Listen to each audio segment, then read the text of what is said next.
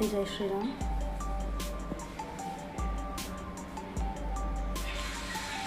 आप सभी जानते हैं आज मेरे लाइव आने का उद्देश्य क्या है।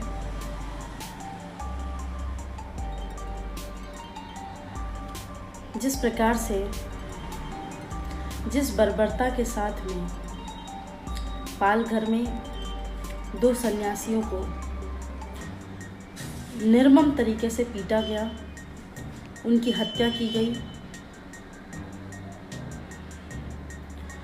मैंने अपने पूरे जीवन में इतनी कठोरता, इतनी क्रूरता, इतनी नीचता कभी नहीं देखी है। शर्म आनी चाहिए।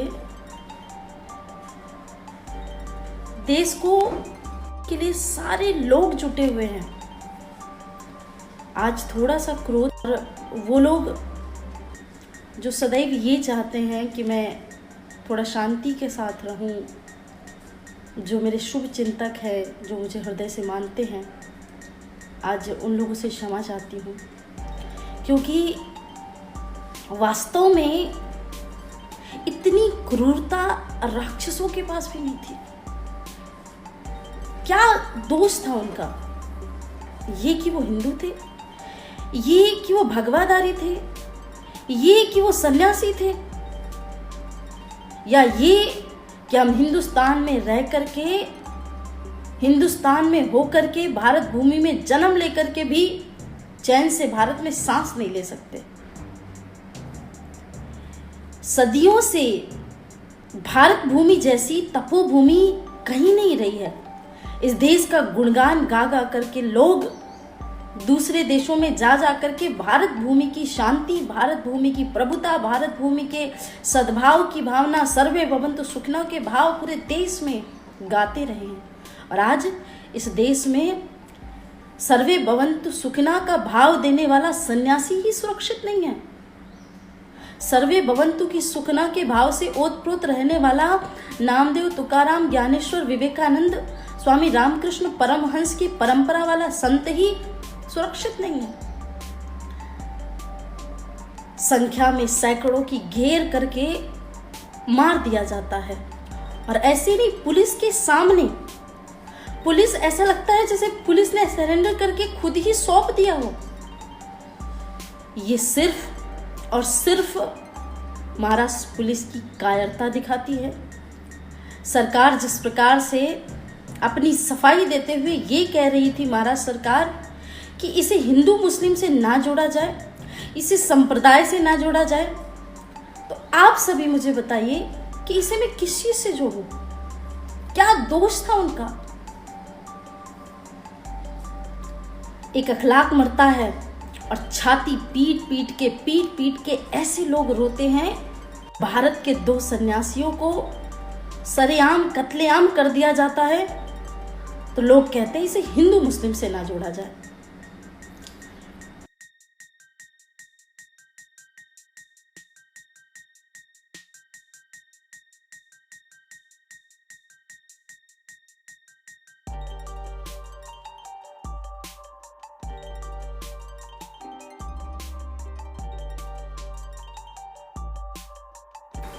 भारत के भावों से भर करके, भारत में रह करके, भारत की भावनाओं में रह करके, भारत का अन्न खा करके, भारत की रोटी खा करके, और आज हमें सेक्युलरिज्म का पाठ पढ़ा रहा है।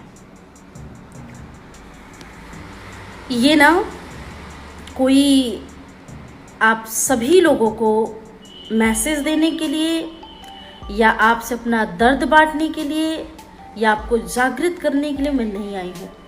मैं सिर्फ एक छोटी सी बात उन दुष्ट दुराचारियों के कानों तक पहुँचाना चाहती हूँ। पूरे विश्व ने नागा सन्यासियों के, भारत के अखाड़े के साधुओं का वैभव, सभ्यता, उनके भाव, उनके आदर्श कुंभ में देखे हैं कि कैसे लाखों की संख्या में एक साथ जब साधु संत किसी भूमि पर उतरते हैं ना, तो वहाँ पे भगवान की भक्ति के जय जय घोष होते हैं। लेकिन वो दुष्ट दुराचारी ये बात भी जान ले, ये बात भी अच्छे से मान ले कि ये वही नागा सन्यासी हैं, ये वही साधु हैं जो भगवान शिव के रुद्र के उपासक हैं। और जब भगवान रुद्र तांडव करते हैं ना, तो किसी भी व्यक्ति की या किसी भी प्रकार के कानूनी दाव पेच की आवश्यकता नहीं होती है। कोरोना चल रहा है, हजारों की संख्या में दुष्ट दुराचारियों की वजह से नाम लेने में जुबान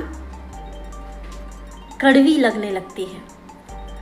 पर आप अगर किसी भी शहर का सर्वे देखेंगे तो 90%, 70%, 80% जमातियों की वजह से कोरोना फैला। लेकिन मुझे एक साधु संत, एक आश्रम ऐसा बता दिया जाए जिन साधु संतों, जिन आश्रमों की वजह से कोई भी तकलीफ हुई हो इस महामारी के समय में। और जिस वक्त पूरे विश्व, इतनी बड़ी संकट से पूरा विश्व जूझ रहा है, जहां पे कहा जाता है सोशल डिस्टेंसिंग का पालन करें। क्या बात है, क्या सोशल डिस्टेंसिंग है। यहां पर 4 लोग एक साथ खड़े नहीं हो सकते, लेकिन 200 लोग इकट्ठा होकर के किसी आदमी को मार जरूर सकते हैं। वाह, क्या सोशल डिस्टेंसिंग। शर्म आनी चाहिए, शर्म आनी चाहिए। आज नहीं जागे तो फिर जिंदगी भर मुर्दे के समान ही जीना।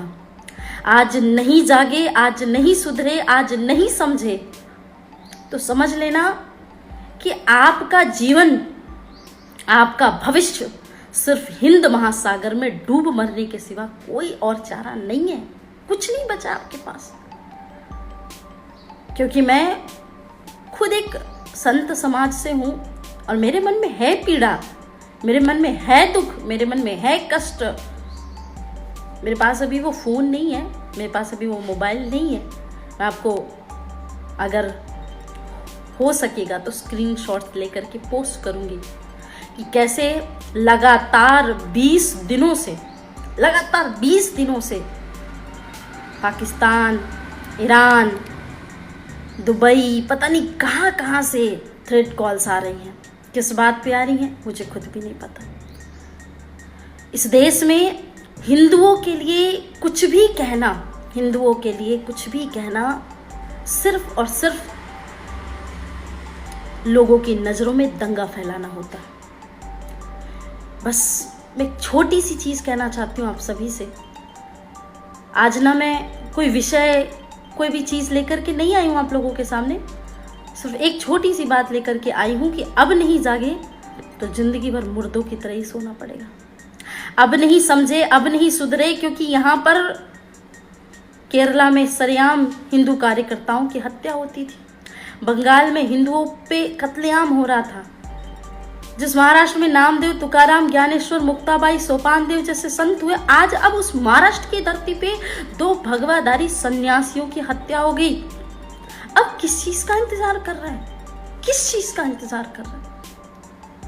मैं आप लोगों से ये नहीं कहूंगी कि आप भी नीच लोगों की तरह तलवार लेकर के रोड पे निकल जाओ, लेकिन मैं महाराष्ट्र सरकार से ये प्रार्थना जरूर करती हूँ कि कम से कम समय पे बिना कोई बहाना दिए, बिना कोई टिप्पणी किए, बिना किसी लाग लपेट के और बिना किसी बचाव के कि ये कोई सांप्रदायिक दंगा नहीं है, हिंदू मुस्लिम ना करे, ये नहीं करे, वो नहीं करे, इन सभी चीज़ों से परे करके, और हमें हमारे साधु संत न्याय चाहिए।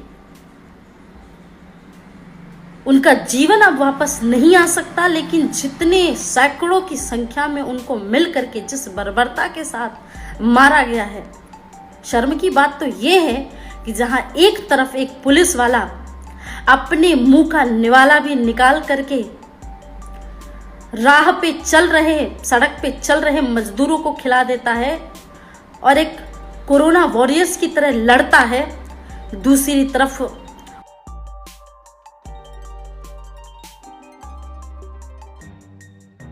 तो में ये लोग बिके हुए थे या क्या मजबूरी थी इनकी। मुझे ऐसा लगता है कि सरकार को कड़ा रुख लेना चाहिए, उन सभी वर्दीधारियों पे भी और उन सभी लोगों पे सख्त से सख्त कार्रवाई करनी चाहिए। मृत्युदंड मतलब मृत्युदंड। और अगर सरकार ने वक्त रहते, समय रहते कठिन रुख नहीं अपनाया और वक्त रहते सरकार अपना कार्य नहीं किया, तो मजबूरन साधु संतों को परशुराम का, अपने देश के संतों का वो भाला, वो परशु उठाना पड़ेगा और संतों के न्याय के लिए लड़ना होगा। इसलिए मैं आप सभी लोगों से कहना चाहती हूं, आज जागृत हो जाओ, आज उठ जाओ, आज संतों के लिए एक बार आवाज उठा दो। जिस भय के माहौल में हम सभी जी रहे हैं ना, जिस भय के माहौल में हमें डराया जा रहा है ना, बस एक छोटी सी चीज आखिरी बात कह करके मैं अपनी बात को यहां से विश्राम करके निकलूंगी। जो भी हुआ वो मैंने अपने पूरे जीवन में कभी भी नहीं देखा। किसी भी जानवर को इतनी निर्ममता से नहीं पीटा गया, इतनी नीचता से, इतने बुरे बर्ताव करके नहीं पीटा गया। इतना घोर घनिष्ठ कार्य मैंने अपने जीवन में नहीं देखा और मेरी आत्मा कांप गई। मैं कल से चाह रही थी कि आप सभी लोगों के सामने आऊं, लेकिन में जो पीड़ा हो रही है ना, उसे शब्दों में बताया नहीं जा सकता। निश्चित रूप से आप मेरी बात को समझ रहे होंगे। मैं आप सभी को नमन करती हूँ और आप सभी से विनम्र प्रार्थना करती हूँ कि हिंदुओं वक्त है। मैंने कल एक छोटा सा वीडियो पोस्ट किया था, 3-4 सेकंड का वीडियो था। उस वीडियो को काट के पोस्ट करने का एक ही मकसद, पीछे से आवाज़ आ रही थी, मार शोएब मार। जो लोग कहते हैं कि ये हिंदू मुस्लिम नहीं है, एक शोएब एक साधु को पीट रहा है और पीछे से आवाज़ें आ रही, मार शोएब मार। यही रह गया है देश में, यही देखना बाकी है भारत देश में। अभी किसी मुल्ले मौलवी के ऊपर अगर एक छोटा सा शब्द भी किसी ने कह दिया होता तो लोग छाती पीट पीट के रो रहे होते, लोगों के ट्वीट पे ट्वीट आ गए होते।